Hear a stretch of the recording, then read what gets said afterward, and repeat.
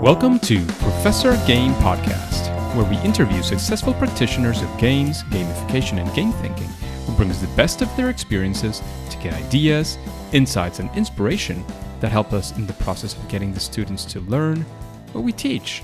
And I'm Rob Alvarez. I teach and work at IE Business School in Madrid, where we create interactive and engaging learning materials. Want to know more? Go to professorgame.com/subscribe, start on our email list, and ask me anything. Engagers, and today we have Naomi Pariseault. Naomi, the first thing we want to know is if you're prepared to engage. I am absolutely ready. Let's do this. Let's go. So Naomi here is an instructional designer of the School of Professional Studies at Brown University in the United States. And as with many other instructional designers, it was a fortunate happenstance that Naomi stumbled into the field and has been happily inspiring student learning since 2011. She loves to experiment with new design approaches, and I'm guessing that that's how she arrived to gamification. It's been a dream to blend together the principles of game design and with learning to create gamified courses. Growing up, she loved playing classic video games and could be found playing Atari Asteroids with her dad or Super Mario 64 and Kirby with her cousin.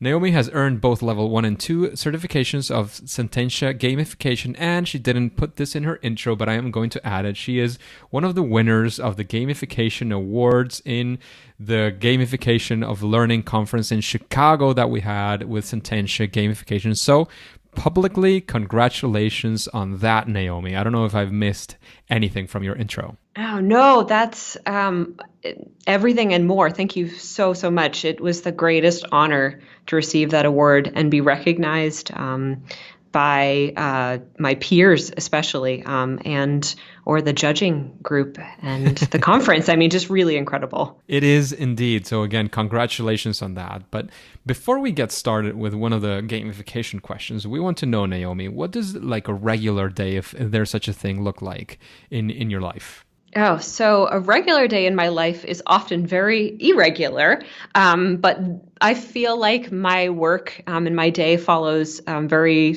particular patterns that replicate themselves week to week. So often I will be up at faculty offices meeting with faculty to discuss their courses, their designs, revisions, you name it, everything about course design. And I'll often go up to the faculty to meet with them, which is nice. So I get some exercise. And our faculty offices are up a giant hill. So that's a really interesting geographical element to my world, is hiking up to see faculty. But I also spend a lot of time in meetings with various team members here at the School of Professional Studies. And I also spend part of my time at my desk, working very hard to make all of the dreams actually happen at a tactile standpoint. So I'm kind of all over the place, but I'm thankful for that, and I'm not just stuck at my desk all day. It provides quite a bit of variety, I'm sure, and the hiking keeps your body energized. Yes, it does. So Naomi, can you tell us a story of something that we like to call our favorite failure or fail attempt, first attempt in learning? When, creating an instructional design course, especially if it involved one or other game designs or gamification. And of course, it's something that actually you learned something from, and that probably set you up for future successes like the one we already mentioned. Yes. So I actually do have an example that relates to a game or gamification experience. So what's really interesting about when you're working through a gamification process is you start to realize certain dependencies. And sometimes you realize those dependencies a little bit later on after you've already done the design and actually built things. So one thing we had decided to do in a gamified course that I designed, the very first undergraduate full semester online gamified course, Fantastic Places, Unhuman Humans, we realized that the game mechanics either needed to be built into the design of the course itself or into the facilitation in some way. And so with the facilitation, that's either manual or we could find some auto magic way to make that happen. And auto magic, it could be a technical tool, or we simulate that. But regardless of how that happens, we really ran out of time to make the auto magicness happen. And so we were stuck having a manual implementation of a couple of the key elements of the course. And so what that meant was bringing the TAs on board to understand the ethos of the course and actually implement those game mechanics. And what that also meant was adding a huge manual workload onto the TAs. So we kind of had to get their buy-in. Just a quick interruption. TAs, yes. For those of you who might be wondering, is a teaching assistant. Am I right? Yes, it is. Thank you. Thank you. I don't want to exclude anyone. The teaching assistants, yes. So our teaching assistants were incredible and they were absolutely on board, but we created a ton of work for them. So we were asking them to manually track the levels and badges that students were receiving, which meant like some spreadsheets, and not every student was achieving every level at the same time in the course. So that meant, some students could be at level 5 and some students could be at level 2. It was all about how students pursued the levels. So that was really interesting. And when we were meeting with the TAs to talk with them about that, we realized that that was a really important component of the course, but also kind of just a really stressful amount of work for them to accurately track those pieces. And because a lot of the students are high achievers and also are like motivated by saving and status to some regard, these elements really matter to the students. So when things were out of sync, the students were really bummed out that, hey, I didn't get my last level, and they would be the ones reminding the TAs about where they were at. So we realized that it's really, really important to make sure that you're designing something that's going to be scalable and effective. That's a key learning, but I also want to highlight something that I think is good out of that experience, and it's the fact that you didn't start with building it all together to then realize that you actually had to change it altogether. So I'm sure that you got some lessons learned beyond the automation from that, and that there were some even if small tweaks. It was also useful to, and I've heard this very much from people who are into entrepreneurship as well. That you want to scale and be able to scale many times, but there's things that you might want to do that don't scale, and it's testing out by yourself with your own hands, with your TAs or with your professor to actually be testing and checking all these things. So I think it was actually sort of an iteration with your students, Naomi. Wouldn't you say something like that? Yes, that is absolutely on point. So again, is there something that you would like to highlight as a key learning for you in your experience from that creation of that course? Oh, that's a really, really excellent question.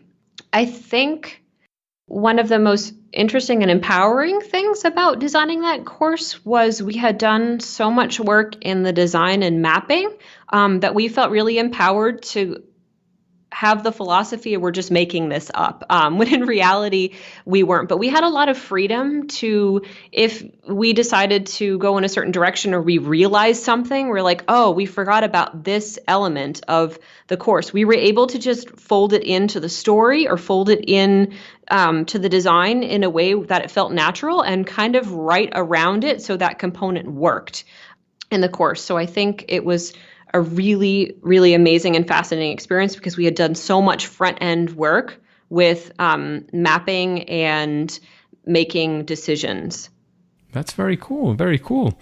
And again, if we take a 180-degree spin, and instead of going for a fail, we would go for something like actually a massive success or a big challenge that you faced and you solved using gamification. I'm thinking that maybe it has to do with the same situation because it actually got an award for the great job that you did. So what would be, if it's that one, it's that one. If it's another example that you wanna talk about, but an example of where you actually went through a massive challenge and came out with a nice success you would like to show off. Yeah, that's another great question. So I would like to use that same example just because there's so many layers of complexity, and we learned so much in designing a 16-week gamified course that will sustain student interest and just get students very excited about the work and want more, I think is just something that's really incredible and inspiring. So I'm so fortunate to have worked on that course. So one of the most interesting challenges actually stemmed out of the Professor Jim Egan's experience with teaching this course in a face-to-face environment. So he asks students to do stuff that is challenging and out of the box when it comes to assignments. He asks them often to push their understanding of what a text is or what reading is to better understand analysis. He's a literature professor. So one of the items that Professor Egan asks students to do is to use an online visualization tool that does text analysis by words and phrases and proximity of words. So he'll ask students to take a machine-readable text, plug it in a tool online, and then read, I'm putting that in quotations, the text without actually having gone through and read the text traditionally, and I'll also put traditionally in quotations. So students were always a little bit baffled, but ready to take on a challenge with this assignment. But he always got some pushback in class, like, well, why are we doing this? This is so strange and different. And it just felt very unnatural to students. And not that they would push back, but it was just a really, really different and challenging way to experience literature. So what I heard from Jim was this is a challenge for students and might have impeded or slowed down their learnings, that acceptance component. So we actually built that acceptance component into the storyline of the course. And we said, oh, okay, if this is something that students stumble upon or scratching their head, let's make this feel more natural.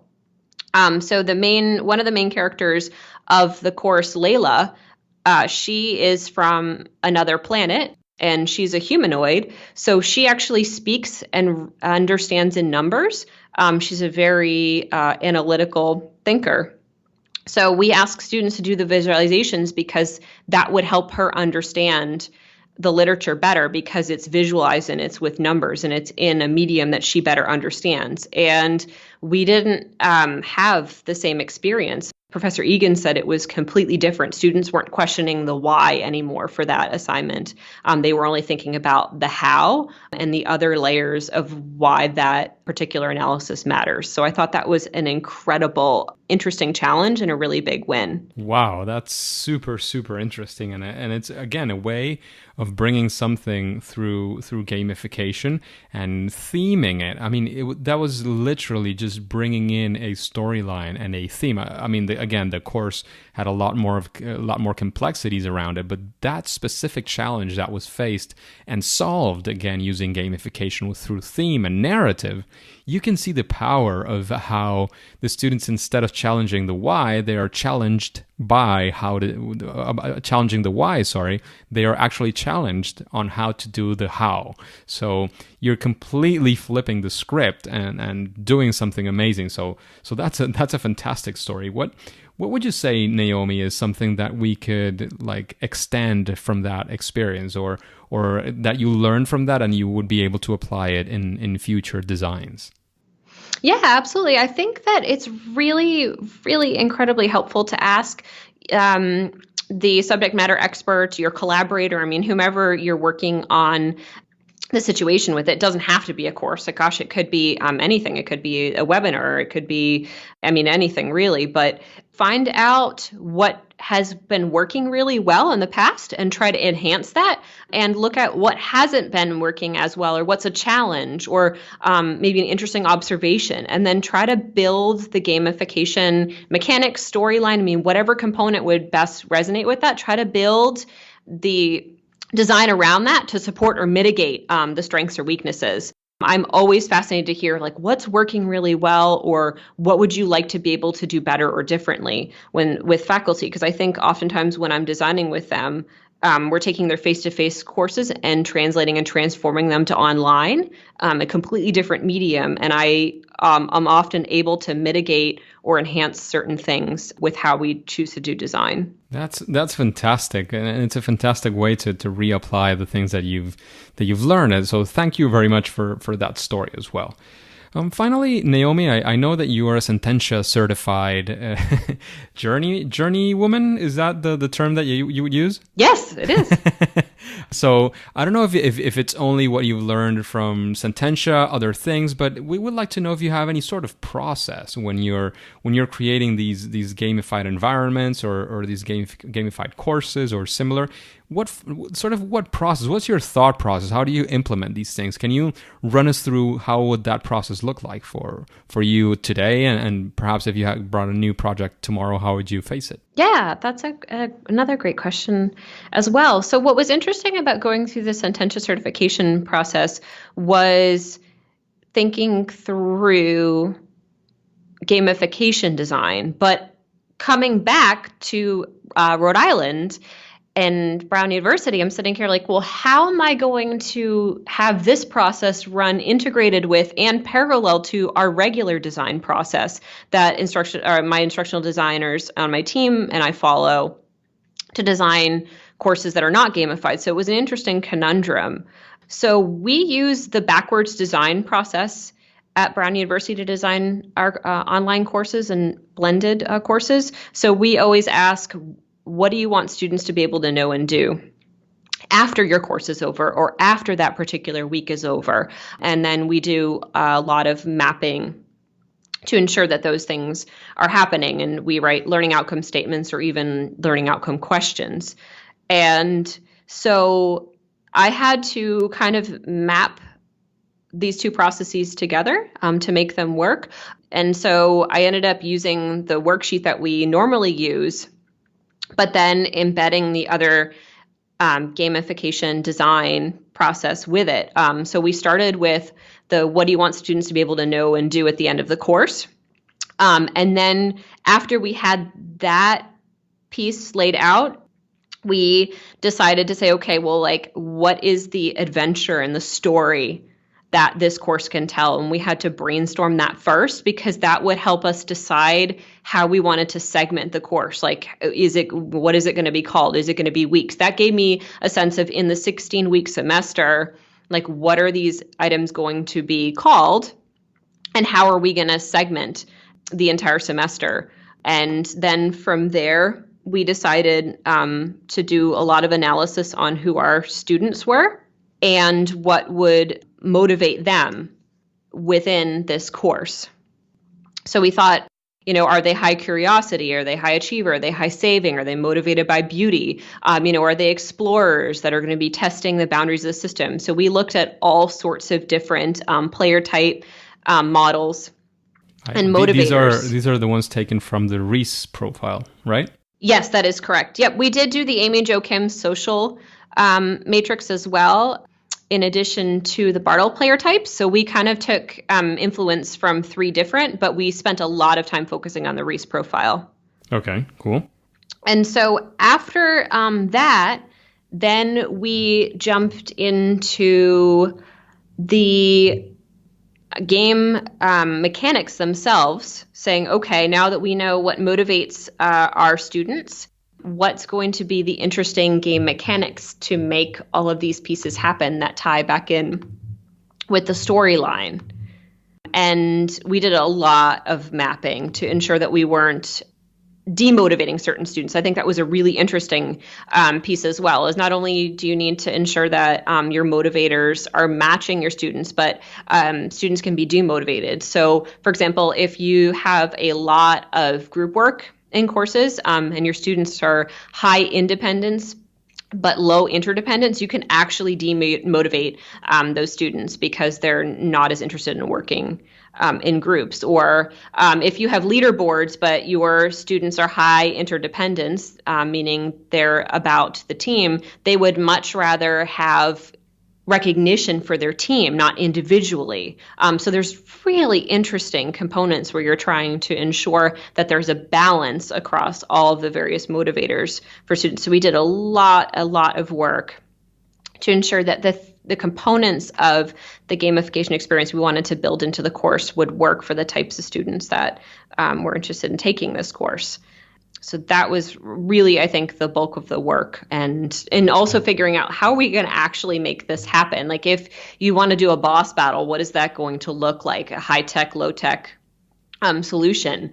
And we were able to simulate a lot of elements to make them seem dynamic, but they actually weren't. So, for example, status bar, you can build out 6, 7, 8 status bars and just place them strategically throughout the course to show that if you've gotten to this far, you have gotten this far. So it wasn't actually dynamically changing for each individual student, but we placed it in the location in the course which would simulate the movement throughout the course. So you can make some strategic decisions like that are very low tech, that enhance the experience and make it feel a little bit more high tech dynamic. Wow, that's fantastic. Is there any more steps after that? Yes, just one more step, and this goes back to our regular design process, but it's also part of the gamification design process, is how are you going to actually create dynamic learning experiences? How are you going to assess the student learning? So we moved back into our regular design process and said, okay, now that we know what students need to be able to know and do at the course level, and then we understand the various segments of the course, in that could be weeks, it could be modules. In our case, 1 week equals what we called a realm. So I asked my faculty collaborator, Professor Egan, I said, okay, what do you want students to be able to know and do at the end of this realm? And then how are we going to know, and how are students going to know that they're actually able to do that? And so we came up with some very dynamic, interesting assignments for students, and then tied those back to the game mechanics that we had envisioned. And obviously this is not all linear. It's very iterative. Like we were spitballing ideas about assignments much earlier and documenting them. But we wanted to ensure that we had captured those ideas in an idea parking lot, and or the various design documents we had. But then we formally went through and started vetting and said, oh, okay, there's like way too much in this particular realm that we need to scale back on. Or, you want students to try this multiple times throughout the course so that they can fail forward or experiment forward. And so Jim was very strategic about doing that. Yeah, that's fantastic. And I still had a question that related to what you were mentioning before, because you also mentioned that he did before a non-digital and probably not even gamified version of the course. So is there any formal procedure where you incorporate that, or is it just blended into the whole experience? Because accounting for that experience that the professor has, because again, most of the courses, it's rare and it's very, very few, the courses that nobody's taught before that you're trying to gamify. So how do you incorporate that experience?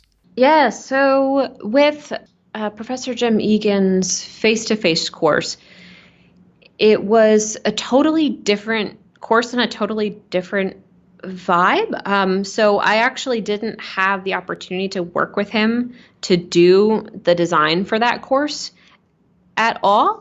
He just kind of came with all this amazing prior experience, which had an influence on how he transformed this course. But what I do know now is he is retroactively going back and taking a lot of the inspirations from our design work and applying them to his courses, his face-to-face courses specifically. So he's specifically interested in a lot of the outcomes questions that we've worked through and thinking about what he actually wants students to be able to do, and doing a lot more lower risk assessments to help students build on various skills that he wants them to work through. But those are just tenets, I think, of great design and effective design, and not necessarily unique to gamification. But I just think that our work together has inspired that. And because my team, we work on supporting online and blended only, I don't get to work with faculty on their face-to-face only courses.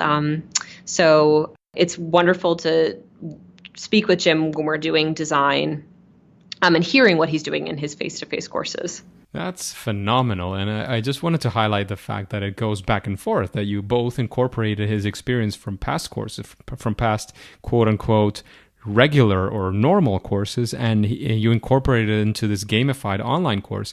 And then he realized new things about his own course and brought them back into this face-to-face program. Because again, gamification is not digital or non-digital. It's not a game in itself. It's all of these things brought together, and it can be high-tech, low-tech, or no-tech. So that's something I'm very happy to know that Professor Jim Egan is as well incorporating this into his classes. Yes, he is. And he's really an inspiration. I think one of the most amazing things he brought to the table was that he knew his students so well. I mean, he saw them and their lifestyle and what they did and what motivated them so crystally clear that it was incredible. Like, I felt like I knew these students personally when we created personas. It was just amazing. He's taught at Brown for quite a long time. So it was wonderful to infuse that experience, and it informed everything that we did. That's phenomenal. Just a quick break before we continue. Are you enjoying this podcast? If you're listening through a podcasting app, please subscribe and rate us on the app. This will be of great help to reach more engagers so we can change the world together through gamification.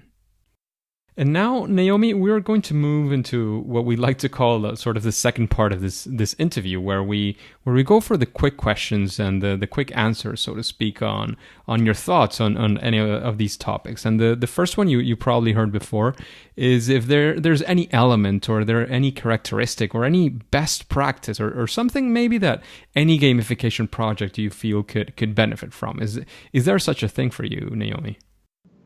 Yeah, I think it's been so interesting to think about all of the different gamification models that I've been exposed to and think about how story fits into them. And I think because story was such an important driver of the full semester course that I had designed. So I think it's really important for anyone in whatever way you're approaching gamification design is not to forget about the story.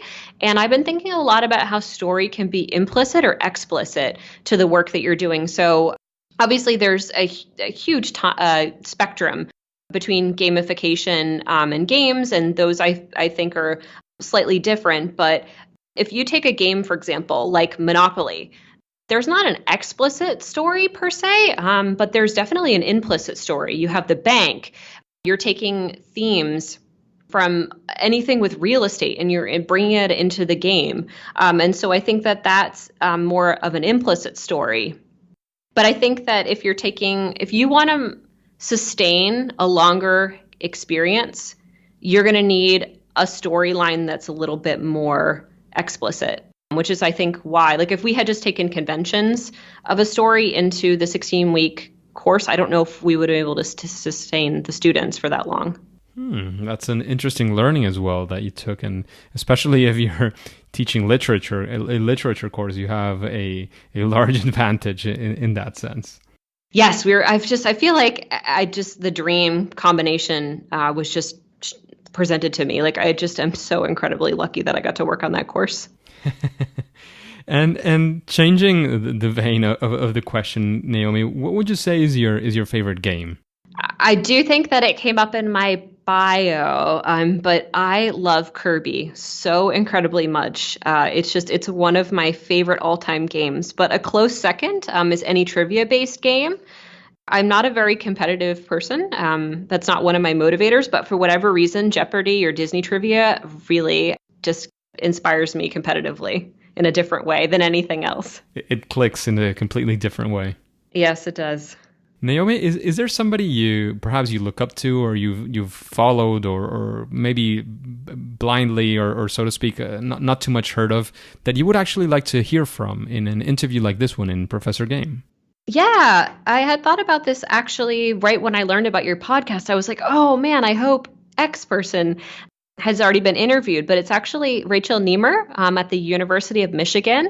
She works with a gameful learning there, and she came and spoke at Brown this past year, and she's just incredible. They're doing so many interesting things at University of Michigan with gameful learning, and I was so inspired with her when she came and spoke. Okay, so let's see how we can reach Rachel for a future interview. And in that same vein or sense, what would you recommend as a book to our listeners, to the engagers? Is there a one book that you would say, well, this book is maybe pure gold, or these are the things that I took from that book, and why would you recommend it? Yes, the Gamification of Learning and Instruction field book. I found the field book a little bit more engaging for me than the regular book, but that's by Carl Kapp, Blair, and Mesh.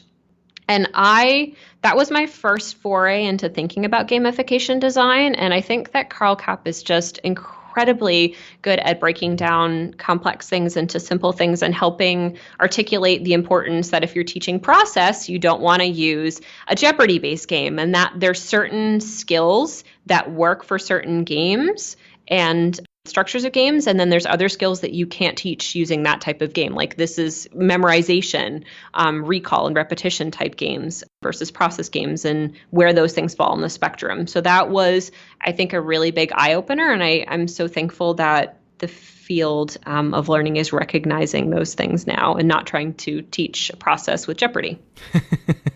That's a good learning from Carl's book.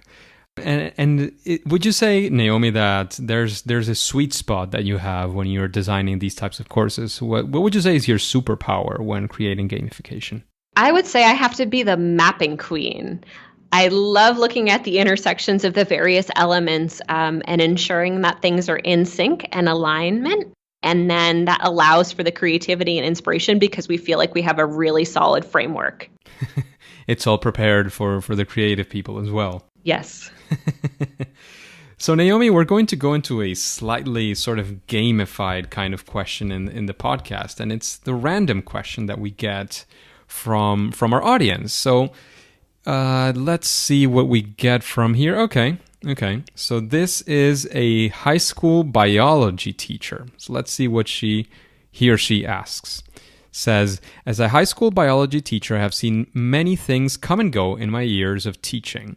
Gamification seems to be sticking, but how is it different from the other gazillion things claiming to be the solution to our problems? Oh, that is such a brilliant question. And so I always view gamification as another tool in the toolbox.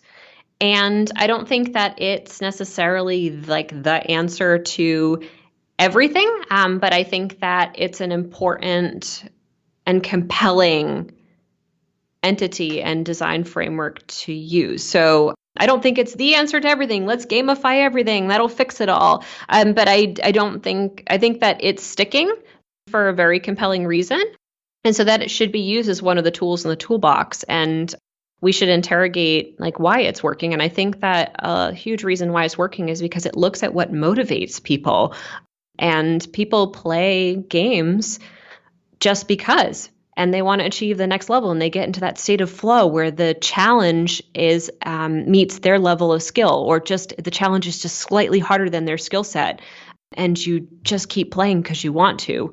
And I think that is an incredibly powerful thing and can be harnessed for learning, and it helps learning be fun. And I don't think that fun and rigor are at odds with each other. Definitely. There's I think I've mentioned this before, that there's this phrase that my dad told me at some point, that people saw me as a very serious young man, but then I did theater at some point in my life as well in high school, and he said, that people were like astounded that I was this, all these characters and doing these crazy things because I was a very serious guy, and that having like a seriousness towards and taking things seriously, so to speak, doesn't mean that you have to do it with a serious and straight face all the time. It also means you can have fun. It also means you can engage with all these things. So I think that's an invitation actually to see life in through a different lens. And it doesn't mean it's not serious, it's not important. And taking something as a game, because people, when somebody's angry, says, "What do you think? This is a game or what?" So I think you have to flip the script in those kind of things, because I don't think that taking things as a game is a bad thing. It's actually, it can be a lot more engaging, and it can help us find the fun where there's not necessarily a lot of fun. And having fun in life is something that everybody is, I think, looking forward to when at least your basic necessities are covered. So thanks a lot for that answer. I do agree with everything that you said, Naomi. I have to say that's a very good answer. So regrettably, however, it's almost game over for this interview. But before we finish, I wanted you to tell us if you have any final quick advice for our listeners, and of course where we can find you on Twitter, Instagram, where we can find out more about your online course as well, if that's possible. And then we'll say goodbye. Okay. Oh, it's going to be a sad farewell, but it's been a wonderful time here. And so quick advice for our listeners is don't be intimidated by gamification design. It is incredibly accessible, and there are a lot of amazing frameworks out there. So take the dive, poke around, listen to examples of people doing great work on this podcast. I endorse the Sententia certifications because it was one that really resonated with me, and I felt that Monica and Jonathan, who lead that, broke down all the elements in a way that just made complete sense to me. But there are lots of other really effective frameworks out there. But if you want one place to start, just poke around on the Sententia website. I can't recommend them enough. And you can connect with me over Twitter or Instagram. I'm eLearnGeekette. And you can also email me at my Brown email. It's my first name and Naomi _ last name Pariseault at brown.edu. And yeah, it's just been a wonderful time here, and you are the most gracious host. I can't thank you enough. Thanks to you for your time, Naomi. I know we were going back and forth about this interview, about the details, etc. And I'm happy that in the end we arrived to this day and to this interview, because it was a lot of fun. I think it was very educational and very relatable as well, because there's many people out there in a position similar to yours, or even professors who are thinking of doing some of the things that you do. And I think it's a very relatable thing. And as you said, gamification can be very accessible to all types of people. Again, high tech, low tech, medium tech, no tech. There's many levels and situations in which to apply it. So thank you very much, Naomi Pariseault.